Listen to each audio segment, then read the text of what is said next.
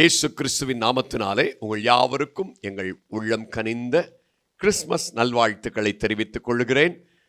இயேசு கிறிஸ்து என்கிற வார்த்தையாகி இயேசு மாம்சமாகி இந்த உலகத்திலே நம்மோடு கூட அசைவாடுகிறார், உலாவுகிறார், கிரியை செய்கிறார் என்பதனாலே அந்த இயேசுவினுடைய பிள்ளைகளாகிய நாமும் கூட இன்றைக்கு இயேசுவை போலவே நன்மை செய்கிறவர்களாக சுற்றித் திரியத்தக்கதான கிருபைகளை இந்த கிறிஸ்மஸ் நன்னாளிலே உங்களுக்கு ஆண்டவர் தருவாராக.